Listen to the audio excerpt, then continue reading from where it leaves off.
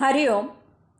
योगदास श्री जय गणेश जोशी लिखित श्रीकृष्ण ब्रह्मदेवाचे गर्वहरण. अशा प्रकारे श्रीकृष्ण आणि बालगोपालांचा गोपालकाला ऐन रंगात आला असताना काही गोप बालकांचे लक्ष समोर जेथे गाई वासरे चरत होती तेथे गेले, तर तेथे वासरे नव्हती. त्यांनी लगेचच सर्वांना सावध केले. हे लक्षात येताच सर्व गोप बालक कावरे बावरे झाले.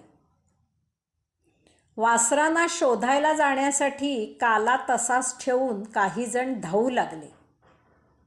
श्रीकृष्ण त्यांना म्हणाला की अरे, यात घाबरण्यासारखे काहीही नाही आणि सर्वांनी धावाधाव करण्याचे कारणही नाही. तुम्ही काला खा, वासरे गायींना सोडून लांब जाऊ शकत नाही. येथेच कोठेतरी जवळच चरत चरत गेली असतील.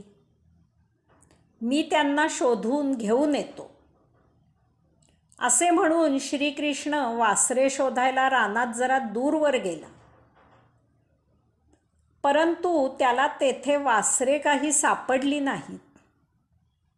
आपल्या गोमातांना सोडून वासरे दूर कशी गेली याचे त्याला जरा आश्चर्यच वाटले. बाकीच्यांना घेऊन वासरे शोधावी असा विचार करून तो माघारी फिरला. परत येऊन पाहतो तर जेथे काला खाणे सुरू होते तेथे त्या झाडाखाली गोप बालक नव्हते. आता मात्र श्रीकृष्णाला काही वेगळाच प्रकार असावा असे वाटले. त्याने योगमायेने या सर्वांचा शोध घेतला तेव्हा त्याला असे दिसून आले की ब्रह्मदेवाने वासरे आणि गोप बालक पळवून नेऊन सत्यलोकात लपवून ठेवली आहेत. ब्रह्मदेवाचा हेतू ओळखून काही विचार करून श्रीकृष्ण त्या झाडाखाली आला. त्याचे असे झाले होते, तो गोपालकाला पाहून ब्रह्मदेव विस्मयचकित झाला होता. स्वतः परब्रह्म परमात्मा योगेश्वर भगवंत श्री गोप बालकांना घास भरवत आहेत, त्यांच्याकडून घास भरवून घेत आहेत, हे दृश्यच मोठे विस्मयकारी होते. ब्रह्मदेवाला परमात्म्याचा हा मानवी अवतार मोठा मनोहारी आणि विलोभनीय वाटला. परमात्म्याचे हे दृश्य केवळ मानवी देहातच शक्य आहे. मानवी देह धारण केल्यामुळे परमात्मा हे असे करत आहे असे ब्रह्मदेवाला वाटले.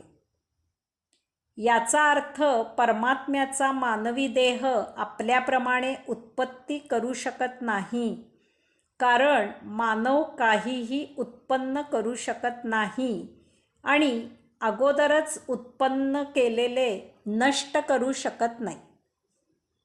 ब्रह्मदेवाला स्वतःच्या कर्तृत्वाचा गर्व झाला. पृथ्वीवर आपण उत्पत्ती करू शकतो. परमात्मा मानवी देह धारण केल्यामुळे त्याच्यात उत्पत्ती करण्याचे सामर्थ्य नाही असा ब्रह्मदेवाला गर्व झाला. याची प्रचिती पाहण्यासाठी ब्रह्मदेवाने वासरे आणि गोप बालक यांचे हरण करून ती सत्यलोकी लपवून ठेवली आणि आता अशा परिस्थितीत आपल्या लाडक्या वासरांसाठी आणि गोप बालकांसाठी परमात्मा भगवंत श्रीकृष्ण काय करतो हे तो पाहू लागला. श्रीकृष्ण झाडाखाली आला आणि त्याने ब्रह्मदेवाच्या मनातील हेतू ओळखून योगमायेने स्वतःमधून वासरे उत्पन्न केली आणि गोप बालक उत्पन्न केले. जशी वासरे होती आणि जसे गोप बालक होते तसेच त्याने ते योगमायेने स्वतःमधून उत्पन्न केले. मग ती वासरे आपापल्या गोमातांना बिलगली आणि आचुळातून दुग्धप्राशन करू लागली.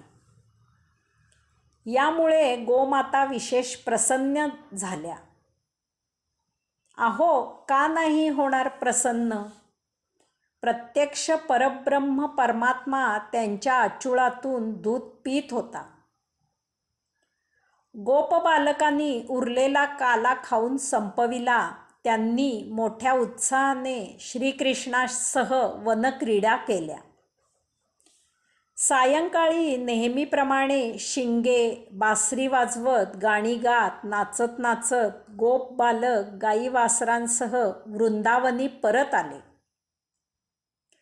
गोप बालकांना पाहून त्यांच्या मातापित्यांना एक विशेष असे प्रेमाचे आणि वात्सल्याचे भरते आले.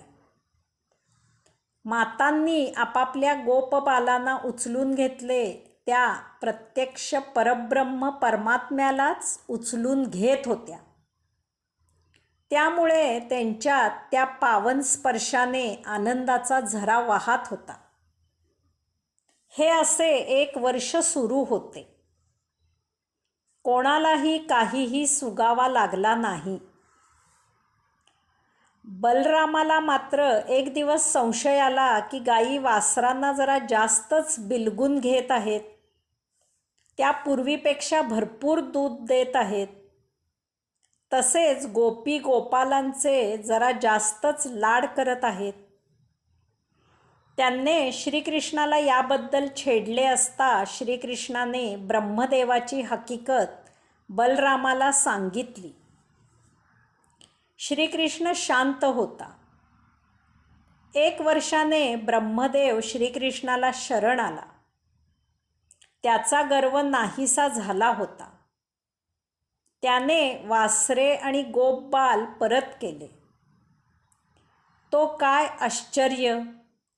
ती योगमायेने उत्पन्न केलेली वासरे आणि गोप बालक श्रीकृष्णात विलीन झाले आणि जणू काही झालेच नाही अशा थाटात वासरे आणि गोप बालक हिंडू फिरू लागली. हरिओम.